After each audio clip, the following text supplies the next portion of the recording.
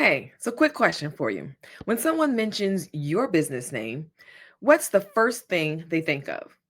Do they have a crystal clear idea in their mind, or is it a little fuzzy?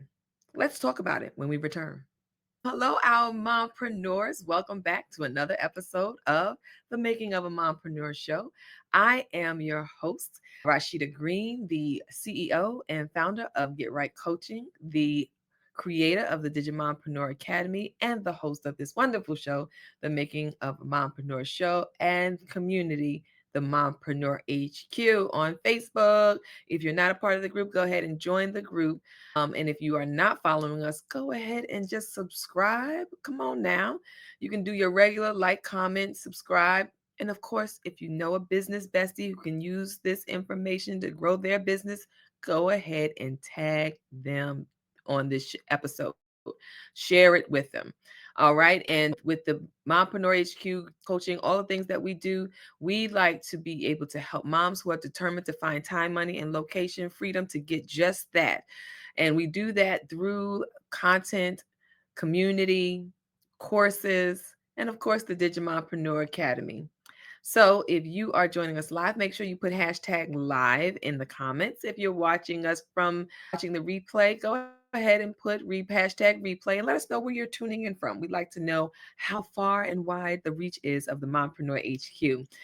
All right. If you haven't done so already, make sure that you have your pen, paper, and digital device to be able to take some notes because we are continuing the conversation today from hidden gem to household name, building a brand that sticks.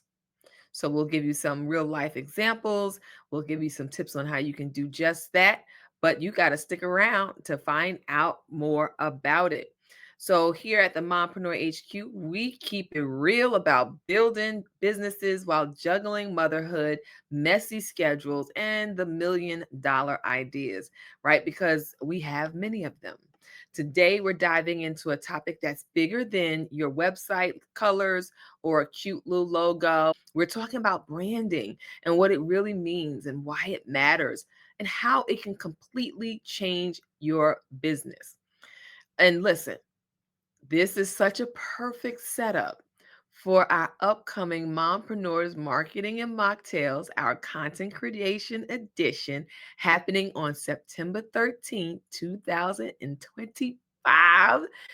And guess what? We have some news coming out, so you better stick with us. Stick with us because we are bringing in special guest speakers. That's right, Mompreneur HQ community. Get ready because this Mompreneurs Marketing and Mocktails, of course, is in person in the Charlotte area, and we will have a panel discussion where you can ask questions, we'll ask questions, and you'll get an opportunity to learn more about branding. But that's still a secret in the bag that we're holding on to. Ooh, I guess I'm not a good secret keeper. Yes, I am. This is intentional. There's that. But if you've been struggling to get your brand seen and remembered, you do not want to miss it. I'll share more details later, but let's jump into today's show. We're going to be starting with what branding really is and isn't. So we can identify that branding is not just your logo or your colors. It's not it. It's the feeling that people get when they encounter your business, the promise, the vibe, the reputation you build over time. That's what they're looking for in terms of branding. Think about Apple, Louis Vuitton, or even your favorite coffee shop. If it happens to be Starbucks, if it happens to be Dunkin' Donuts, Hazelnut Light and Sweet like me, ever, you already know what to expect. And that's branding in action. It is undeniable. So you know how kids can spot a McDonald's from a mile away just by the golden arches. That's the power of consistency and branding. And as mompreneurs, we want our audience to recognize and trust us in the same way. Okay. Number I'm sorry. 5 reasons why building a brand is crucial to mompreneurs. 5 reasons. Okay. Number one, premium pricing power. When your brand feels exclusive or trustworthy, people are willing to pay more. Think Tiffany's or again, Louis Vuitton. They're selling the experience and the prestige, not just the product. Because hey, I don't know how they making them, but are they truly the expensive materials that they're using, or is it just something that they package so well that you cannot resist but to buy their products? Just think about it. It is how they present. It's that feeling, that element of luxury when you're buying their items. That's really what they're selling. It's hardly ever just the products with these big name expensive brands. Reason number two, because you can attract better clients. Plain and simple. A clear brand makes it easy for the right people to find you and choose you. Literally pay you for a service because of your brand being so clear. And when you're positioned well, competitors seem less appealing. So depending on how you put yourself in your market, they might even look at your competitors because what you are serving up is just so much better. That's how you want your brand to be recognized in the industry that you're in. Reason number three, unique positioning. So we talked about how you want to be positioned so well that the competitors, they don't even matter. You know what? I don't even go there back in the day. You're a non-factor, right? You want the competitors to be a non-factor. So even if you sell the same thing as someone else, branding makes you the only real choice. It helps you to highlight what makes you different. Reason number four I will share is that you become memorable. People walking by just the average store may not recognize that store.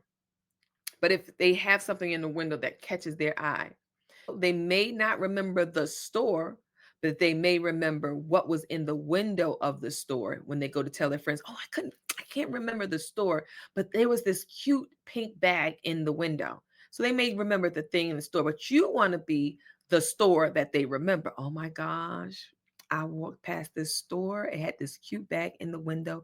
It's called Little Pink Bags." That's what I mean by memorable. Branding helps you to stand out. And again, if we're talking about these big brands, think about how Apple made tech feel cool.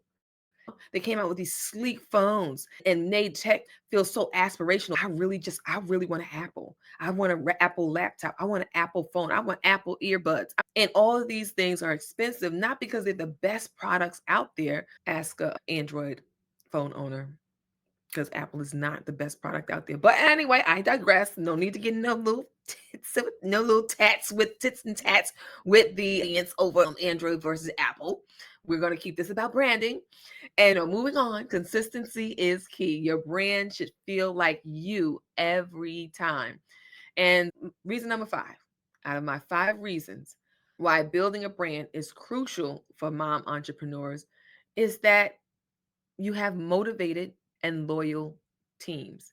A strong brand makes employees proud to be a part of your mission. If you are a solopreneur, don't you worry about it because even if it's just you right now, future team members will connect to that identity. Right? They're going to want to be a part of that business, of your business, because they want to be able to support you in your efforts because they believe in the product that you have and the brand that you've put forth. It's really those 5 reasons are really very helpful in helping you to really set your brand and know how to just make yourself distinct from other people. Now, since we talked about the 5 reasons why building a brand is crucial for mompreneurs, we want to get you into action real quick, right? So we know why branding matters, but here's the $1 million question. How do you actually build a strong brand without it feeling like one more overwhelming thing on your plate? So, our next part is going to be about quick action plan for busy mompreneurs. Let me walk you through 5 steps that you can start on today. Yes, even between nap times, school pickups, or your next client call. Step one, identify your goals. What's the story you want your brand to tell? Do you want your brand to reflect? Branding isn't about making things look pretty. Now we're gonna do that at the Mompreneurs Marketing and Mocktails event, okay? But it's about sending a clear message. Before you think about colors, fonts, or taglines, I want you to ask yourself, what do I want people to feel when they encounter my business? Is it trust? Is it excitement, empowerment, luxury, fun? What is it that I want them to feel? And then what's the ultimate goal for my business? Am I aiming to scale big, create a boutique style brand, or am I going to be focused on community impact? How can I help my community grow? Another question to ask yourself is, how do I want my audience to describe my business in one sentence? When I'm not looking, what are people saying about my business? For example, think about Nike. Their goal isn't just to sell shoes. Their brand says, we empower athletes at every level to feel unstoppable. Now, how did you reading that or hearing that? How does that make you feel? So Nike is trying to say, no, we're not just some sneaker, right? We want you to feel unstoppable when you wear our sneakers.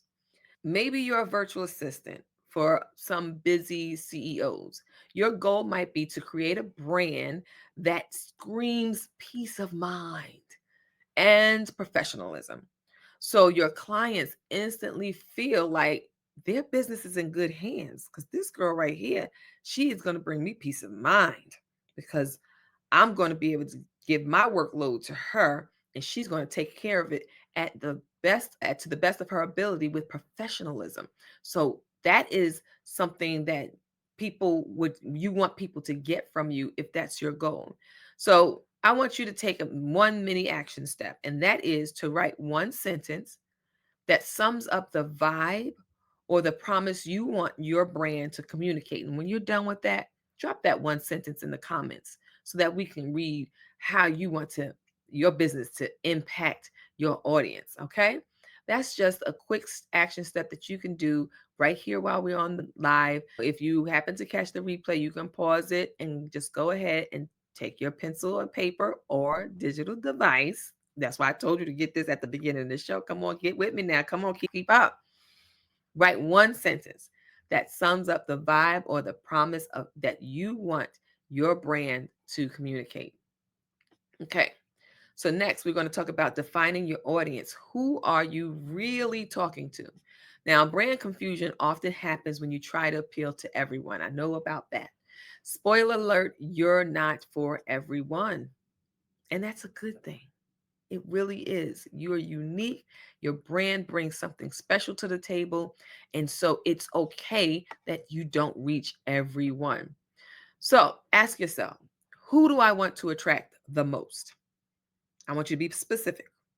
Who do I want to attract the most?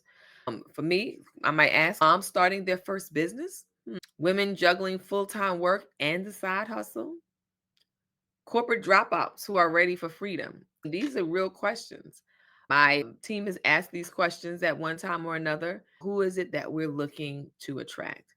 And since we're Mompreneur HQ, that is so broad. All mompreneurs are welcome at the Mompreneur HQ, right?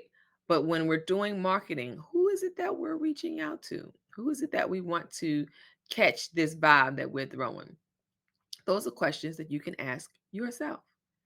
Also, what are they struggling with right now? How does your solution make their lives easier? What is the promise that you have? What is it that you're offering that's going to make their lives simpler, easier? Another question to ask is, what makes them stop scrolling and actually pay attention? Right? Because I know I'm a scroller. Sometimes I'm a doom scroller. Like I just literally just don't even be understanding why I'm still on Instagram. Like my eyes is bleeding. I'm still there. But sometimes I stop the scroll. And the same thing is happening with your audience. But you need to know what makes them stop scrolling and actually pay attention. So we went through these steps and we talked about asking yourself various questions. Let me just share this. If you're a health coach for postpartum moms, for example, your audience is not every woman in the world, clearly, right? It's exhausted moms who want to feel strong and confident in their bodies again, but they don't want complicated, time consuming routines, right? We don't, postpartum moms are really just trying to get back to their own bodies, get back to themselves, get their energy back up. And yes, they may even have all these aspirations of doing all these exercises and getting all of these routines in, but really physically just don't have it. So you, as a health coach, would have to come up with something that's going to be a quick win, but yet something that they're going to want to do, that's not going to be time consuming, that they can feel, that they won't feel overwhelmed by doing it. Right? Because if I looked at some of the things that I've printed out for myself, yeah, no. 50 this and 25 that and 50 this and 100 that and 200 that. And I'm like, what? One day? Oh no. So yeah, I move on from that. But that's what I'm talking about. Find something that's going to appeal to your ideal audience. It's not going to run them away, but bring them towards you so that you can impact them in a way that is memorable. So now, want you to write down 3 things your ideal client struggles with, and then 3 emotions they want to feel instead. 3 client struggles, 3 emotions. And you might think, emotions, why would I want to do that? Why, how will I know how they feel? Ask yourself the question. Once you identify those struggles, what do you think they want to feel? If they're struggling with something, I would imagine that they want to not struggle, and that feeling of not struggling anymore will bring some level of peace, some level of joy, happiness. So think of those emotions, because that's what you'll need to do, have in your pocket when you decide to start writing your copy. This today's message is not about copywriting, but having access to those feelings for your ideal client will definitely help you to be able to present yourself and your product and your brand before them, so they can stop scrolling when they see your advertisements or advertisements. All right.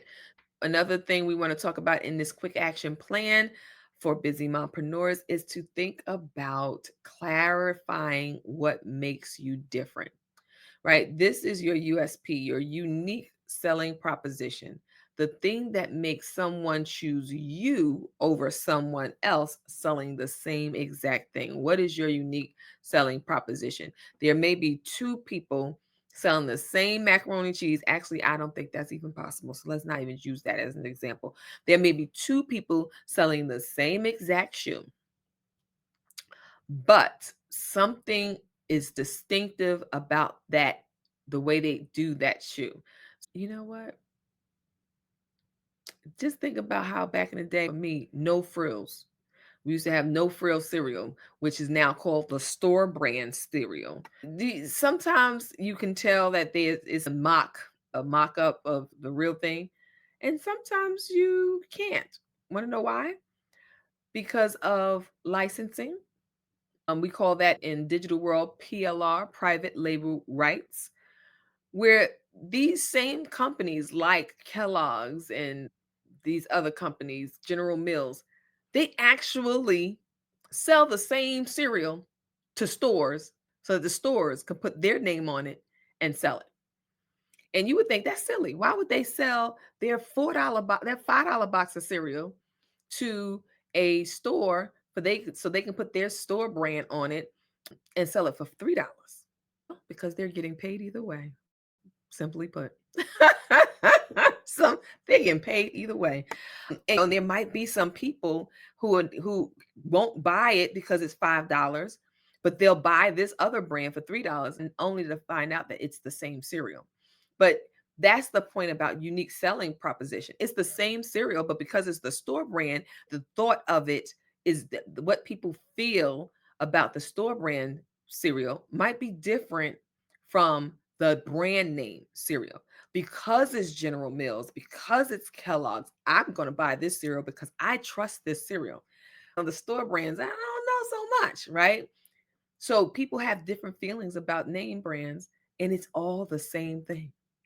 I'm telling you, I'm a BPM chick all day, every day. And my friends will tell me, girl, if you don't get to that QT around the corner or that 7-Eleven, your gas is gas. You can say it all day. In my mind, I'm going to support this particular brand because I just like this brand. Maybe the unique selling proposition for this brand is that they use these dynamic filters that makes the gas so much better. Even though the original gas is still the same gas, it's each brand that differentiates what they do to their product that makes it so much better. So clarify what makes your product different or better. Do you have a special framework or a method that you've created? And of course, if you did, you might as well go ahead and name it. So we have a couple of things that before this show title became Making of a Mompreneur Show, it was Mom Live. And the mom actually was an acronym for Making of Mompreneur. So that was the Making of Mompreneur Live show. That's all it was. We have frameworks where the F stands for this and the R stands for this, and we have freedom framework where you haven't heard of that one yet, but it's part of our Sweet Life, which you have heard a little bit about, but has not launched yet. But we do have frameworks. And so if you have a framework or a method, go ahead and name it, make it your own. And that can be your unique selling proposition. Do you bring a unique personality, a background or story that connects you to your audience? So I'm a mom. So that's the that's the background that I have. The unique personality is child. I'm interesting.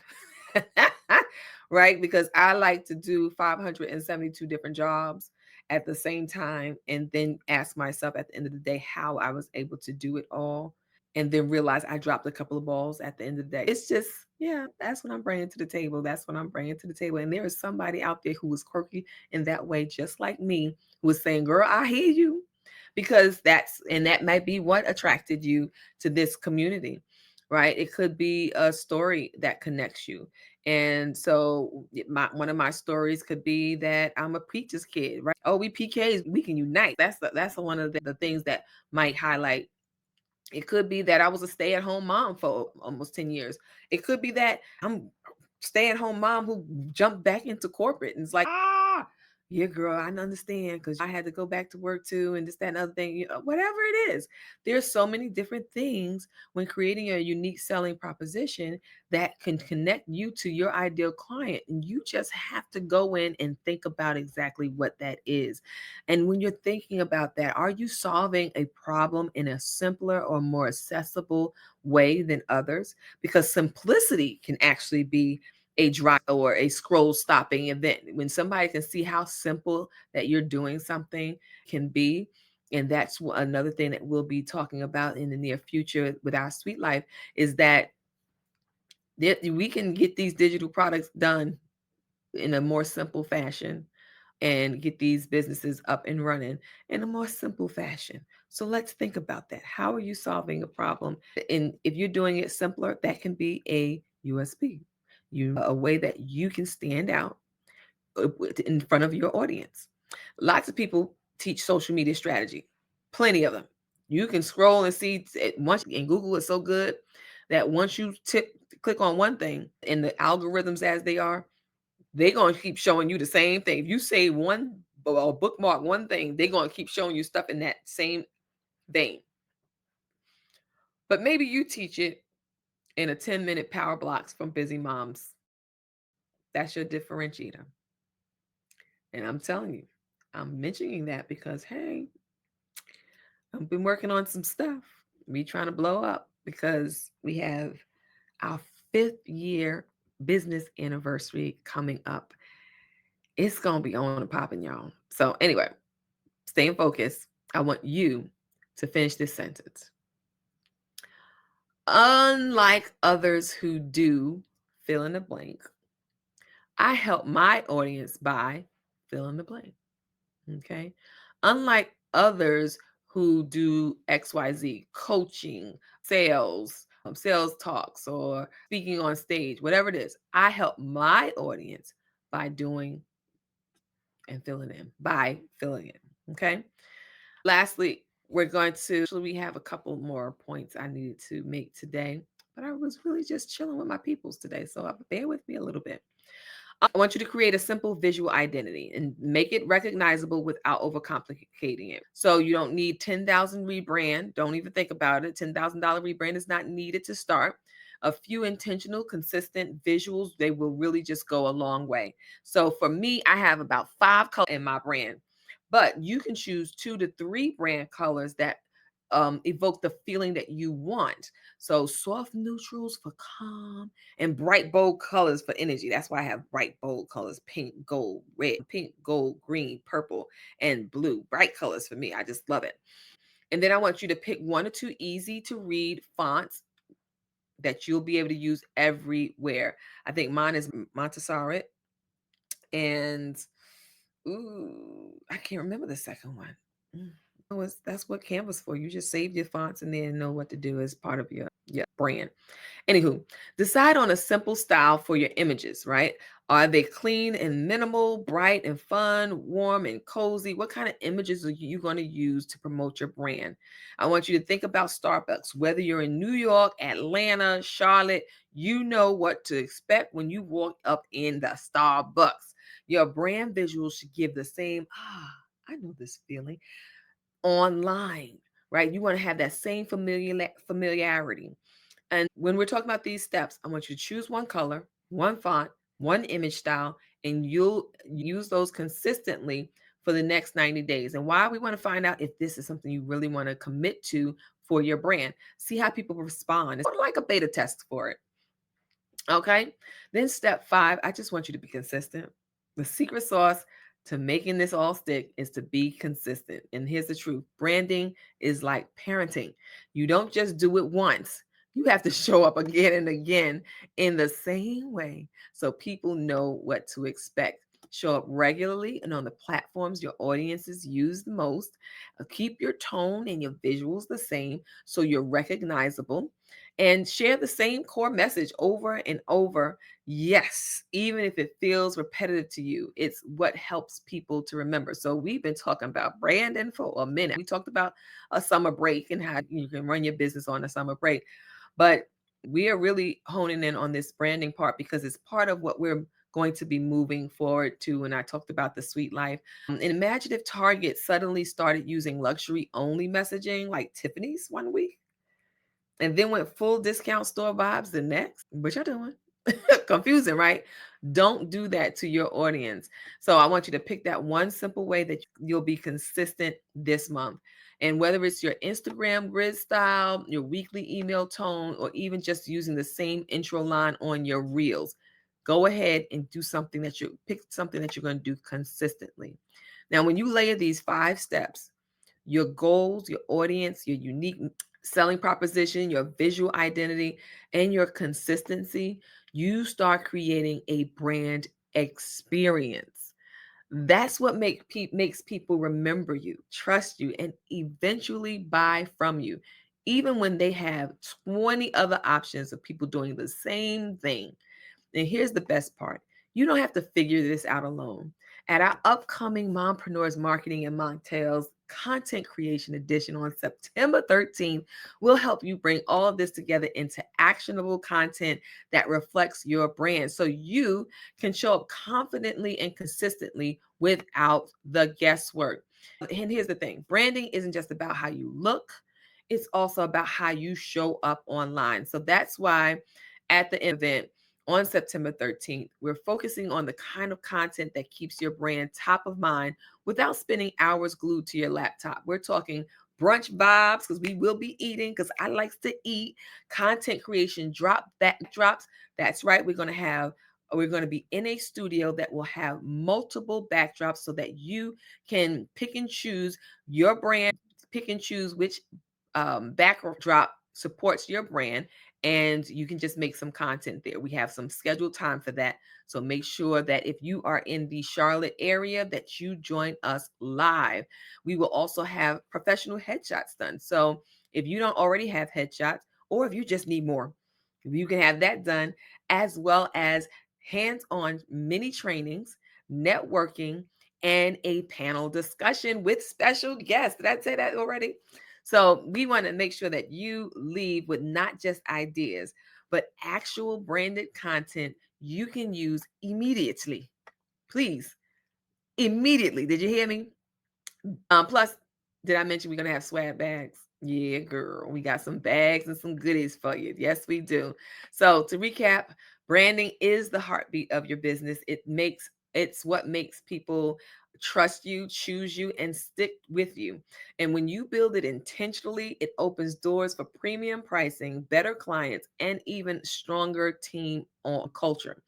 If today's episode lit a fire under you and you're ready to elevate your brand identity through content creation, come on and join us at Mompreneurs Marketing and Mocktails, our content creation edition on September 13th. I'll drop the link in the show notes, but I want you to grab your spot early because we do have an early bird pricing versus our general admission. And guess what? VIP tickets will be available and include a post-event group coaching session, priority headshots, and some serious extra goodies. You do not want to miss it. All right, mama? Keep building, keep showing up, and keep creating the business and life that you love. I'll see you next time on the Making of a Mompreneur Show.